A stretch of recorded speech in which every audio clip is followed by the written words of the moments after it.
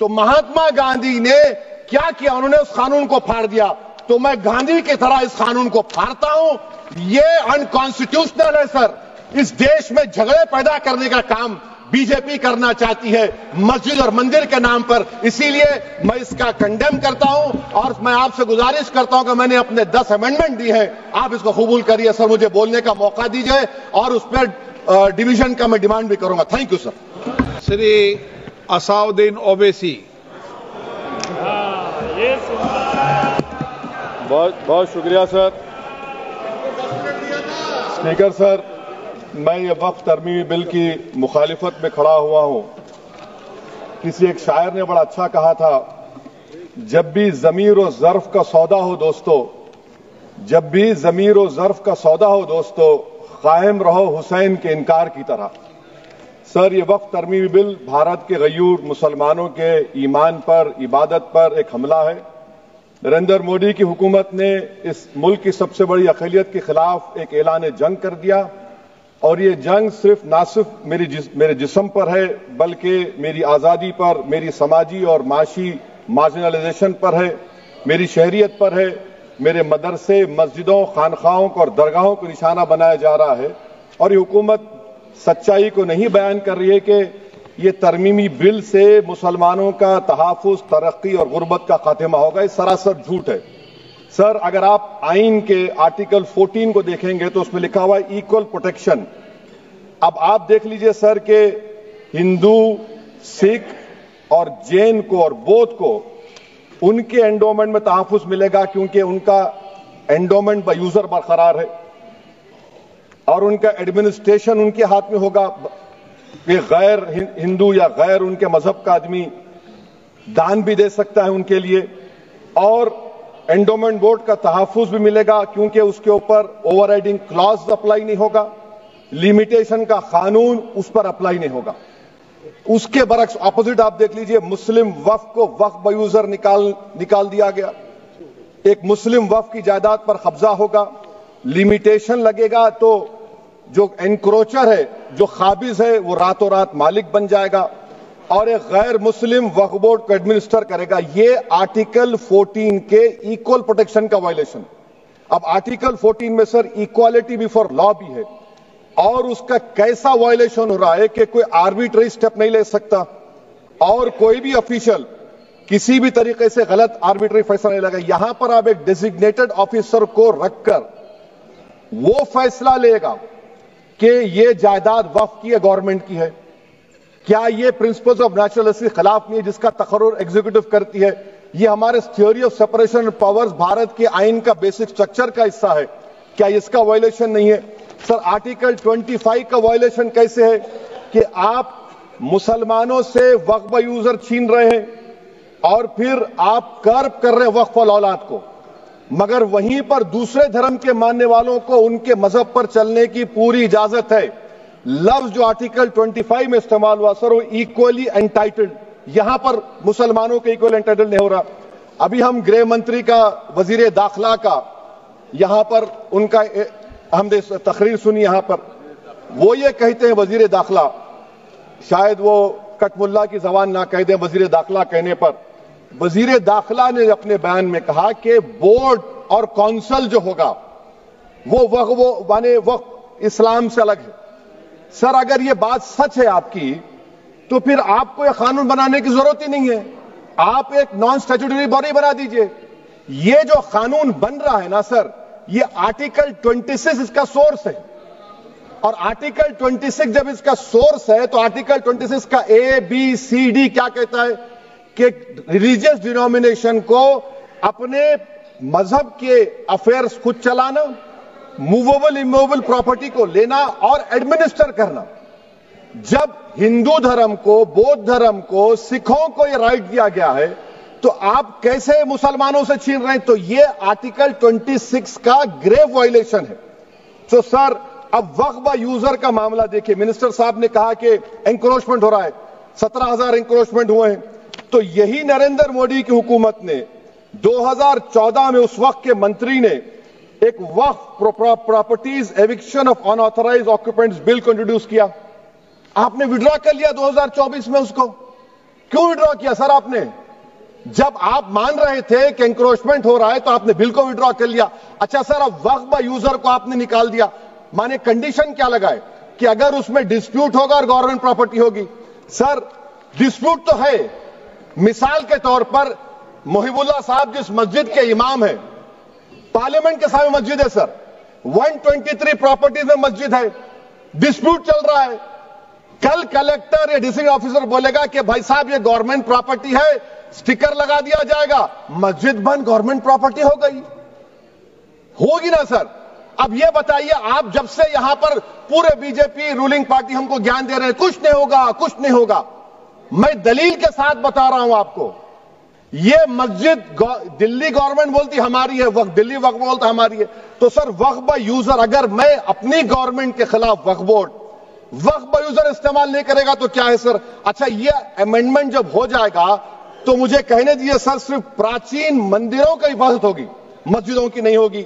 अब सर आप आ जाइए, अगर डिस्प्यूट मेरा एंशिएंट मॉन्यूमेंट से वक्फ का, एक मिसाल दे रहा हूं, दिल्ली में 172 वक्फ प्रॉपर्टीज एएसआई कंट्रोल में है, मैं तो हार ही गया वो, क्योंकि मेरे पास डॉक्यूमेंट नहीं है। आप कह रहे हैं कि डॉक्यूमेंट चढ़ाओ, अगर मेरा गवर्नमेंट से डिस्प्यूट चल रहा है मैं तो क्लेम ही नहीं कर सकता, क्योंकि आप जज बनेंगे, आप ही फैसला करेंगे, और जब तक आप फैसला नहीं करते वो वक्फ की प्रॉपर्टी नहीं होगी, वो प्रोविजन डाल दिया आपने।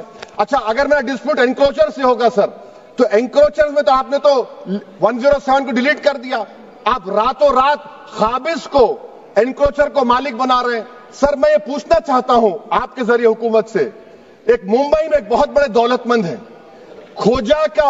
खोजा बरादरी का यतीम खाना था, उन्होंने 2004 या 5 में 22 करोड़ में खरीद लिया। वो केस सुप्रीम कोर्ट में, क्या आप उनको मालिक बनाना चाहती है लिमिटेशन एक्ट अप्लाई करके? हमको बताइए, हम जानना चाह रहे हैं। और सच्चर कमेटी ने सर 2007 में कहा कि दिल्ली के 123 प्रॉपर्टीज की मार्केट वैल्यू 6000 करोड़ की। आज हम 2025 में आ गए, क्यों आप उन प्रॉपर्टीज के खिलाफ पड़े हुए? 1976 में उस वक्त के वजीर आजम इंदिरा गांधी लेटर लिखा, इसको आप दे दीजिए, मगर आप उसको मानने को तैयार नहीं है। तो सर और एक जो झूठ फैलाया जा रहा है, management empowerment efficient development, sir this bill takes any management from the hands of Muslims, disempowers the waqf in comparison to any other stakeholder, takes away the efficiency of administration and hampers development. Waqf disempowerment in the name of efficiency, inefficiency is being created. The progress of development from pre-independence till today is sought to be destroyed. Sir अभी हमारे home minister साहब ने फजल पुकाया case का जिक्र किया। Sir मैं आपसे गुजारिश करूंगा कि होम मिनिस्टर जरा अच्छे लोगों को रखकर इंफॉर्मेशन ले। फजल पुकाया का ऑबिटर क्या है? इट इज ऑबिटर, वो रेशो डेसेंडेंटाई नहीं है जो आपने कहा है।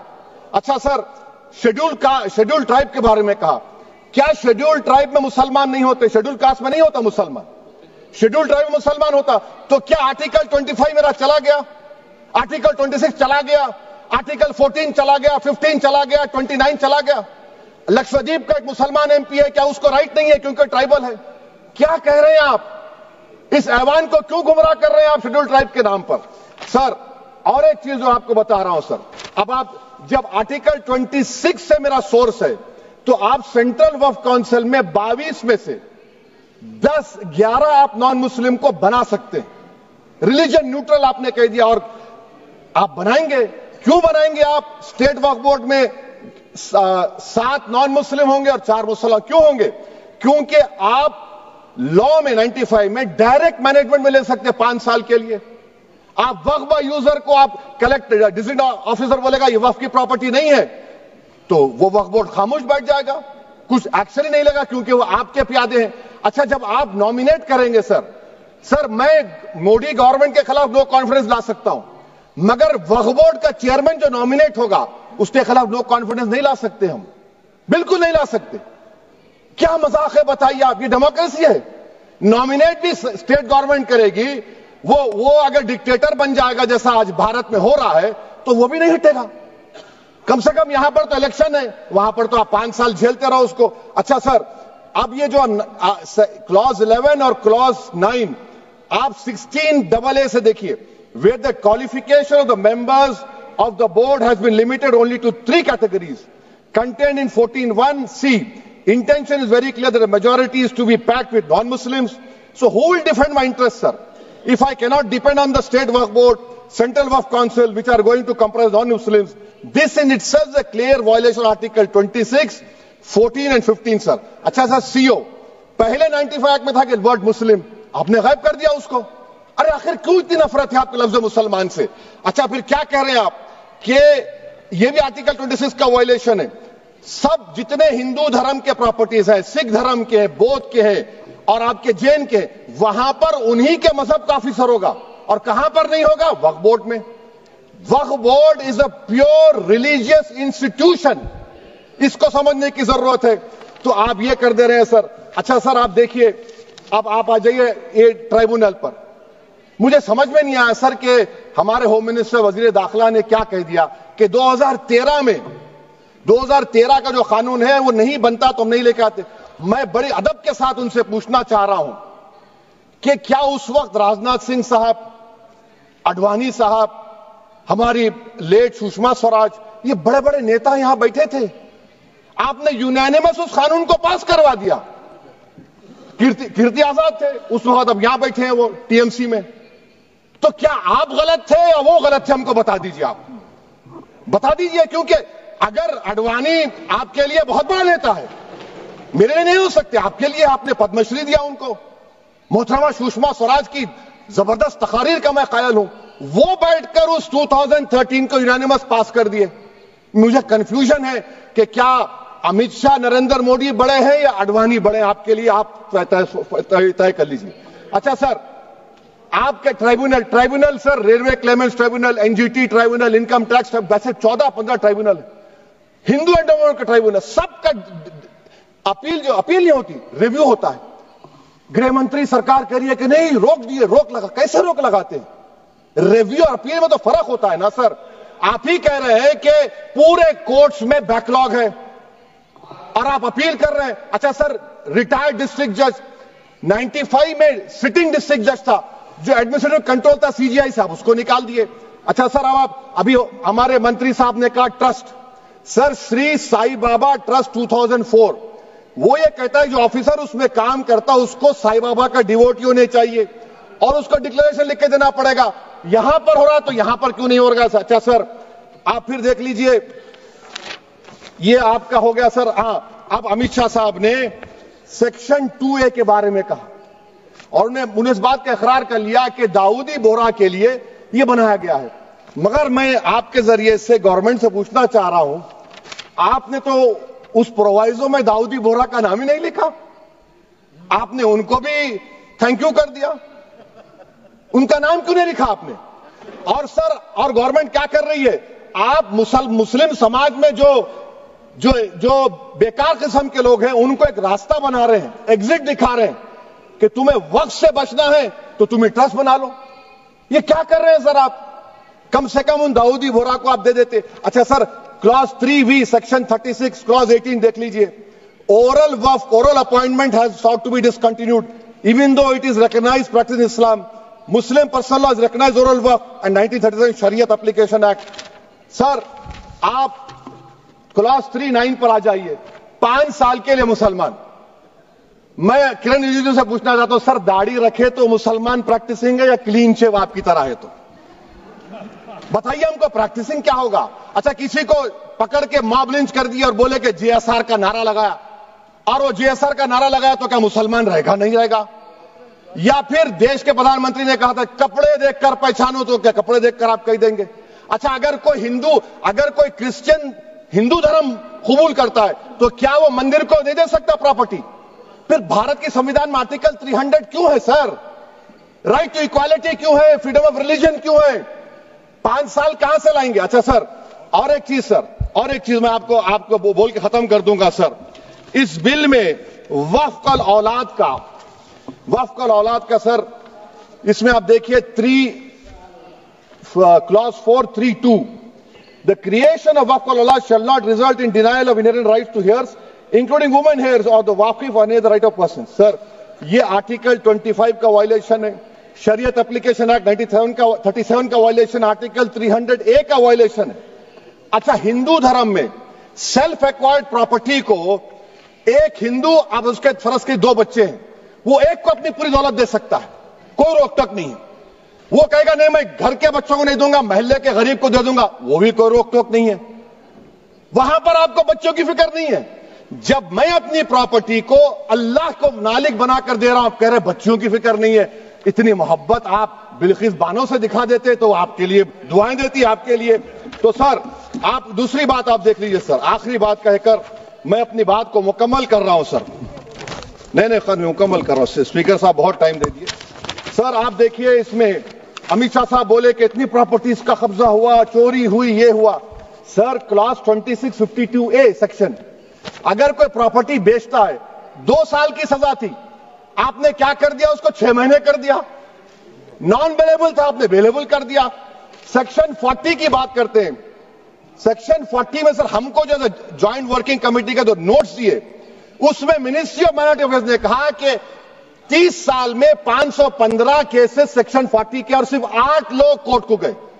वक्फ यूजर का कानून तेलंगाना आंध्रा में है, सेक्शन 40 का कानून तमिलनाडु 63 है, आंध्र प्रदेश में 43 है।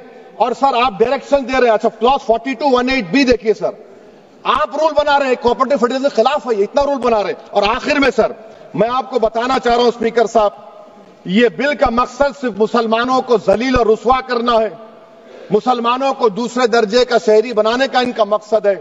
सर अगर आप हिस्ट्री को पढ़ेंगे तो महात्मा गांधी उस वक्त के व्हाइट अफ्रीका में, सफेद फार्म अफ्रीका के कानून को महात्मा गांधी ने कहा था कि ये मेरा कॉन्शियंस इसको मानता नहीं, मैं इस कानून को कबूल नहीं करता हूं। तो महात्मा गांधी ने क्या किया, उन्होंने उस कानून को फाड़ दिया। तो मैं गांधी की तरह इस कानून को फाड़ता हूं। ये अनकॉन्स्टिट्यूशनल है सर। इस देश में झगड़े पैदा करने का काम बीजेपी करना चाहती है मस्जिद और मंदिर के नाम पर, इसीलिए मैं इसका कंडेम करता हूं। और मैं आपसे गुजारिश करता हूं कि मैंने अपने 10 अमेंडमेंट दी हैं, आप इसको कबूल करिए सर, मुझे बोलने का मौका दीजिए और उस पर डिवीजन का मैं डिमांड भी करूंगा। Thank you sir.